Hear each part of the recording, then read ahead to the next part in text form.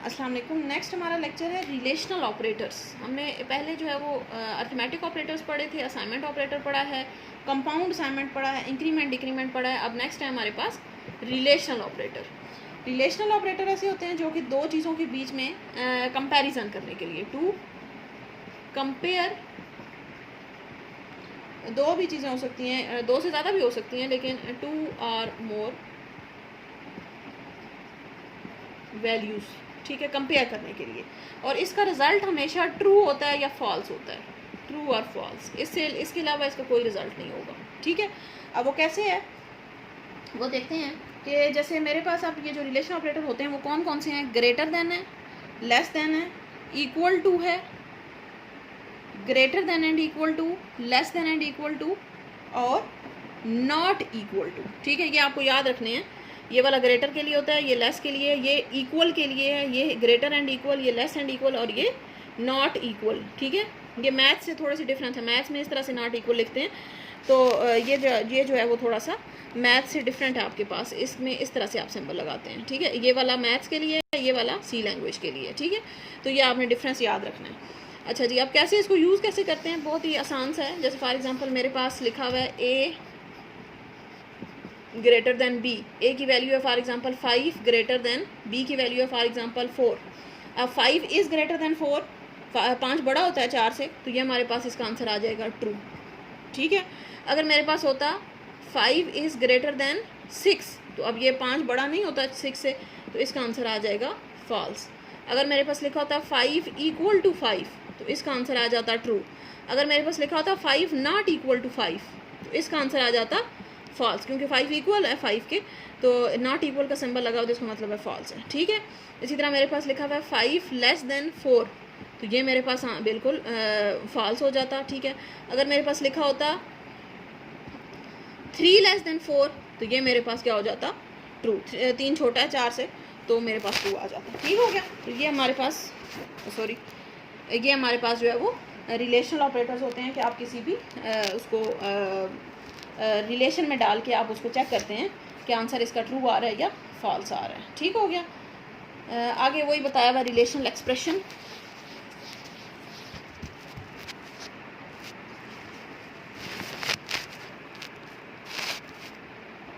अच्छा, relational expression बताया हुआ है कि relational expression is a statement that uses relational operators to compare two values के, दो वैल्यू कंपेयर करने के लिए। अब यही जो भी हमने बहुत सारी एग्जांपल्स की हैं।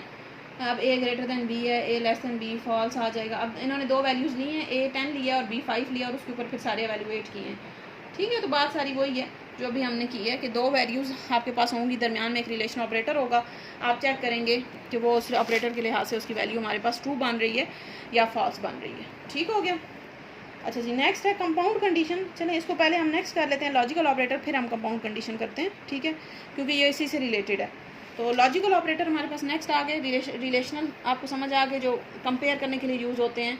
ग्रेटर है, लेस है, equal, not equal, greater than and equal to, less than and equal to. हाँ, greater than and equal to को क्या मतलब है कि अगर मेरे पास लिखा हुआ है कि 6 greater than and equal to 5, ठीक है, तो इसका मतलब होता है कि या तो आप इन दोनों में से कोई भी कंडीशन हो सकती है कि या इस तरह से लिखा 5 ग्रेटर देन इक्वल टू 5, ठीक है। तो इसका मतलब है अब ये भी ट्रू आएगा और ये भी ट्रू आएगा, क्योंकि 6 ग्रेटर देन तो है ना 5 से, बेशक इक्वल नहीं है। इसी तरह 5 ग्रेटर देन नहीं है लेकिन इक्वल तो है, ठीक है। तो इस वजह से दोनों में से आपको ये एक अभी अगर ट्रू होता है तो फिर आप उसको ट्रू दे देते हैं। इसी तरह लेस देन में भी आप इसी तरह से करते हैं कि मेरे पास लिखा हुआ है 3 less than and equal to 4, तो ये भी ट्रू है। या मेरे पास लिखा हुआ है 3 less than and equal to 3, तो ये भी ट्रू है। Less than and equal to या ग्रेटर देन इक्वल टू 2 को आप इस तरह से एवेलुएट करते हैं, ठीक हो गया। अच्छा जी, नेक्स्ट आपके पास है लॉजिकल ऑपरेटर्स। लॉजिकल ऑपरेटर्स क्या होते हैं? Logical operators are used to evaluate compound condition. अभी हमने ऊपर ये टॉपिक था कंपाउंड कंडीशन का। कंपाउंड कंडीशन किसको कहते हैं? कंपाउंड हम पीछे पढ़ चुके हैं कि जिसमें एक से ज़्यादा, जैसे कि हमने कंपाउंड ऑपरेटर पढ़ा था, तो वो क्या था कि जिसमें आपने अर्थमेटिक ऑपरेटर और असाइनमेंट ऑपरेटर दोनों को मिला दिया तो वो कंपाउंड ऑपरेटर बन जाएगा। तो कंपाउंड कंडीशन क्या होती है कि जिसमें आपने कंपाउंड कंडीशन होती है कि जिसमें आपने एक से ज़्यादा कंडीशंस को आपस में मिला दिया तो वो हमारे पास कंपाउंड कंडीशन बन जाती है। तो एक से ज़्यादा कंडीशंस को आपने कैसे मिलाया, जैसे फॉर एग्जांपल लिखा हुआ है मेरे पास इस तरह से है A ग्रेटर दैन B और B ग्रेटर दैन C। तो अब इन दोनों को अभी ये अलग अलग हैं, इन दोनों को कंबाइन करने के लिए आप क्या करते हैं, बीच में एक लॉजिकल ऑपरेटर लगा देते हैं। तो वो लॉजिकल ऑपरेटर इन दोनों को कंबाइन करेगा। अब वो कैसे करेगा कंबाइन, इनके दरमियान में लॉजिकल ऑपरेटर जो है वो हमारे पास कौन से हो सकते हैं, एंड है, और है और नॉट है। ये आपने शायद पीछे भी पढ़े होंगे या फिजिक्स वालों ने भी पढ़े हुए होंगे। एंड, आर और नॉट ऑपरेटर बड़े सिंपल से होते हैं, ठीक है। इनको आप कहते हैं लॉजिकल ऑपरेटर। और ये किस लिए यूज़ होते हैं, दो कंडीशंस को आपस में मिलाने के लिए, ठीक है। आप यानी के दरमियान में अगर आप एंड लगा दें या और लगा दें या नॉट लगा दें तो ये दोनों मिलके एक कंपाउंड कंडीशन बन जाएगी, सेपरेट नहीं रहेंगी, दोनों कंबाइन हो जाएंगी, ठीक है। अब पहले हम देखते हैं कि एंड, आर और नॉट को आप कैसे यूज़ करते हैं। एंड जो होता है हमारे पास, एंड हमारे पास होता है, इसका सिंबल आपके पास ये वाला है, यानी कि ये आप सिंबल लगाते हैं डबल, इस तरह से आप एंड वाला साइन लगा देंगे। It is use to evaluate two condition, it produces two results if both conditions are true. इसका रिजल्ट कब ट्रू होगा, अगर दोनों कंडीशन ट्रू होती हैं। जैसे फॉर एग्जांपल पहले इसका टेबल इस तरह से बनता है कि अगर पहली कंडीशन, इस तरह से आप टेबल इसको अंडरस्टैंड कर लें, ठीक है। पहली कंडीशन ट्रू है, दूसरी भी ट्रू है, यानी कि दोनों कंडीशंस अगर आपके पास ट्रू आ रही हैं तब इसका रिजल्ट एंड का आपके पास क्या आएगा, ट्रू आएगा, ठीक है।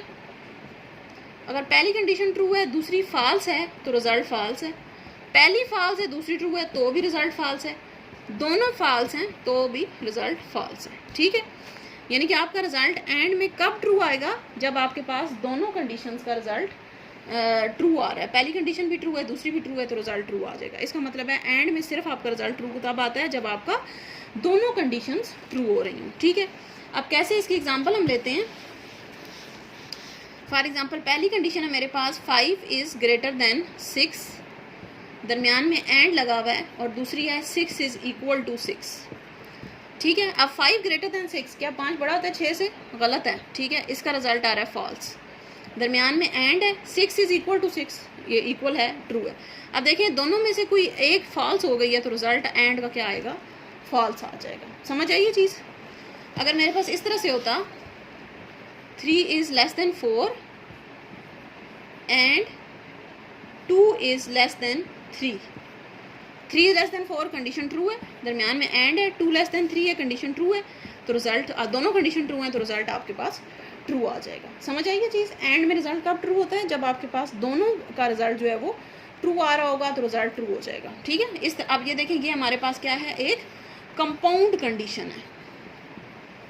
कंपाउंड कंडीशन का क्या मतलब है कि दो कंडीशंस मिला के आपने एक कंडीशन बनाई है तो आपके पास कंपाउंड कंडीशन बन गई है, ठीक हो गया। कंपाउंड कंडीशन में कैसे रिजल्ट ट्रू होता है, जब आपके पास दोनों कंडीशंस का रिजल्ट अगर एंड है दरमियान में तो ट्रू होगा।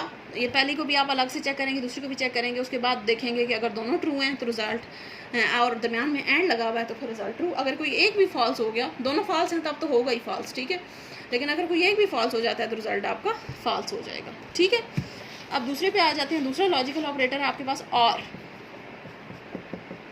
ठीक है जी। आर क्या होता है, आर का सिंबल आपके पास ये वाला होता है, ये जैसे एंड का था डबल आपने लगाया इसके एंड वाला सिंबल, और आर में आपके पास इस तरह से दो आप डैश लगा देंगे तो ये आपके पास जो है वो आर का सिंबल है, ठीक है। आर का टेबल भी हम देख लेते हैं।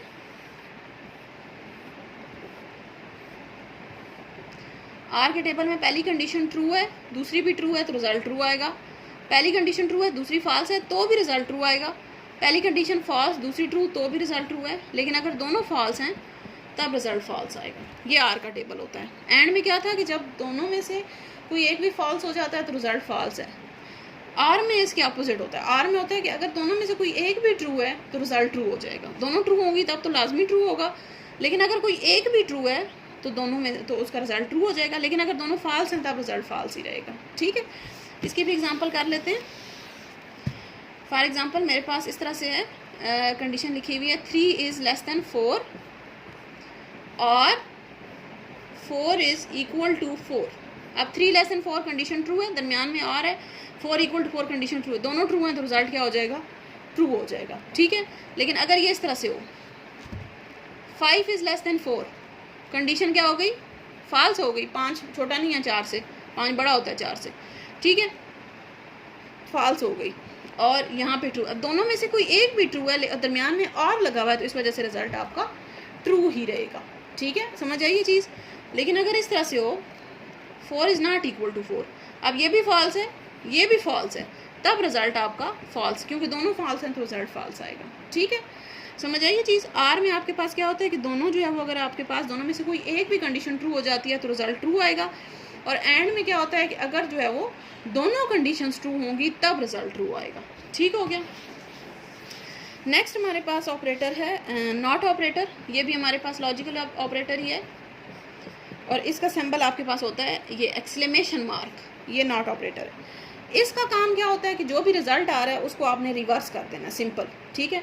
जैसे फॉर एग्जांपल मेरे पास लिखा हुआ है नॉट 5 लेस देन 4, ठीक है। अब दरमियान में नॉट इसी तरह से लगा रहे, 5 लेस देन 4 का क्या मतलब है, 5 लेस देन 4 कंडीशन फॉल्स है, ठीक है, 5 इज़ ग्रेटर देन 4 होता है, तो ये फॉल्स है, तो लेकिन बाय नॉट लगा हुआ है तो रिजल्ट आपका जो एंड रिजल्ट आएगा वो ट्रू हो जाएगा, ठीक है। इसका टेबल जो है वो क्या होता है, सिंपल, अगर कंडीशन आपकी ट्रू है तो जो रिजल्ट आएगा वो इसको फॉल्स कर देगा, अगर फॉल्स है तो इसको ट्रू कर देगा, ठीक है। यानी कि जो भी आपका रिजल्ट आता है उसको रिवर्स कर देता है, चेंज कर देता है, ठीक है। नॉट ऑपरेटर का क्या काम है, जो भी रिजल्ट आएगा उसको रिवर्स कर देगा। तो अब इसके जो क्वेश्चन होते हैं यानी कि अब आपको तीनों चीज़ें क्लियर हो गई हैं, तो अब हम मिला के कर सकते हैं। फॉर एग्जांपल मेरे पास ये क्वेश्चन आपको पेपर में आया हुआ है, बाय नॉट लगा हुआ है, अंदर लिखा हुआ है 5 is greater than 6 and 21 is less than 20, ठीक है। अब इसको आप सॉल्व किस तरह से करेंगे, नॉट बायर वाला इसी तरह से लिखा रहे, पहले इसको सॉल्व करें। 5 is greater than 6, condition false है, आगे एंड 21 इज़ लेस देन 20 ज़ाहिर है ये भी फॉल्स है, 21 बड़ा होता है, बाय नॉट लगा रहे, अब फॉल्स एंड फॉल्स दोनों फॉल्स हैं तो रिजल्ट फॉल्स आ रहा है। लेकिन बायर अब क्या लगा हुआ है नॉट, तो ये नॉट का क्या काम था, जो भी एंड रिजल्ट है उसको अपोजिट कर देना, तो एंड रिजल्ट आपका ट्रू आएगा, ठीक है, समझ आई। इसी तरह से एक और भी हम कर लेते हैं इसको। फॉर एग्जांपल आपका लिखा हुआ है 2 is less than 3 and 21 is less than 20, ठीक है। अब देखें यहाँ पे आपका लगा नॉट, ठीक है, बल्कि इसको इस तरह से करते हैं 19, ठीक है। 2 लेस देन 3 कंडीशन ट्रू है, दरमियान में एंड है, 19 लेस देन 20 कंडीशन ट्रू है। अब देखें ट्रू एंड ट्रू, दरमियान में एंड है, दोनों रिजल्ट ट्रू हैं तो रिजल्ट ट्रू आएगा। लेकिन अब आखिर पे आपने देखा कि बाहर में नॉट भी लगा हुआ है, तो आखिर एंड रिजल्ट आपका फॉल्स हो जाएगा, उसको अपोजिट कर देगा, ठीक है। ये हमारे पास होता है लॉजिकल ऑपरेटर्स। सही हो गया, आई होप आपको समझ आई होगी, बहुत ही आसान से हैं, ठीक है। ठीक है, फिर ऑपरेटर प्रेसिडेंस हम नेक्स्ट लेक्चर में इंशाल्लाह कवर करते हैं। Thank you.